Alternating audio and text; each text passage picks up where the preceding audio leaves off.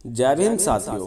आज मैं आपके सामने एक नई और रोचक जानकारी लेके आया हूँ कि आखिर क्यों उच्च जाति या उच्च श्रेणी के लोग चमारों को ही गाली क्यों देते हैं और उनसे भला बुरा क्यों बोलते हैं, उन्हें हमेशा नीचा दिखाने की क्यों कोशिश करते हैं। तो चलिए दोस्तों, वीडियो शुरू करते हैं। दोस्तों, आखिर क्यों ऐसा क्यों होता है कि दलितों में हमेशा चमारों को ही टारगेट क्यों किया जाता है? आपको समझने के लिए यहाँ पर मैं कुछ गिनती रख रहा हूँ जिससे आप अच्छे से समझ पाएंगे। दोस्तों, ये जो लोग हैं यानी मनुवादी जो लोग हैं उच्च श्रेणी के, ये चमारों से इसलिए चिढ़ते हैं क्योंकि पहले समय में चमार चमड़ा उतारने का काम किया करते थे और अब जो है कि इन्होंने अपना काम वो बंद कर दिया है, यानी उस काम को छोड़ दिया है।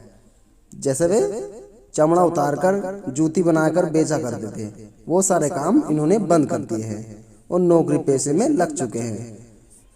दलितों में सबसे ज्यादा नौकरी पेशे वाले चमार ही हैं और इनके अच्छे खासे कारोबार भी हैं। इसके चलते इन्होंने अपनी जिंदगी को डेवलप कर लिया है। इसी कारण से ये मनुवादी लोग चमारों से चिढ़ते हैं।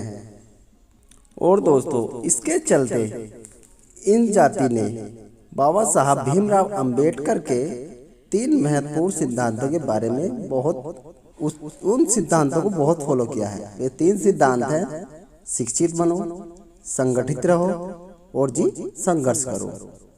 जी हाँ दोस्तों, ये बाबा जी के 3 सिद्धांत चमारों के लिए बहुत महत्वपूर्ण हैं। चमारों के लिए नहीं, अन्य जातियों के लिए भी बहुत महत्वपूर्ण है, अगर समझने वाली बात है। शिक्षित बनोगे तो जाहिर सी बात है नौकरी पेशा मिलेगा। संगठित रहोगे, इसका मतलब है कि अगर तुम संगठित रहोगे तो आपस में बहुत ही मजबूती पैदा होगी।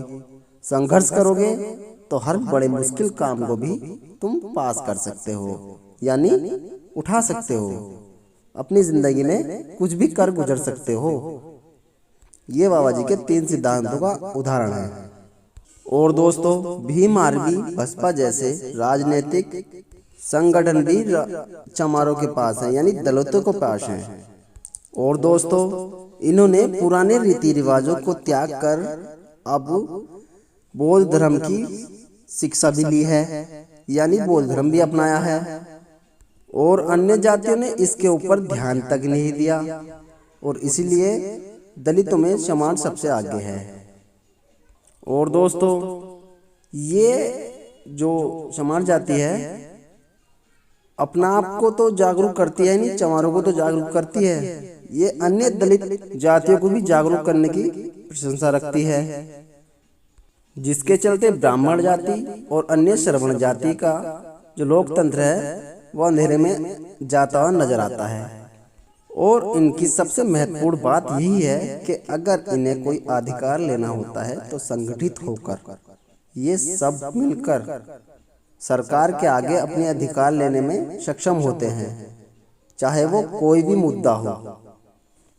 तो भैया, मेरी बात आपकी कुछ पल्ले पड़ी हो या समझ में आई हो तो हमारी वीडियो को लाइक कर दो भैया, वरना तो कोई बात ना। मिलता हूँ अपनी अगली वीडियो में। अब तक के लिए जय भीम, जय भारत।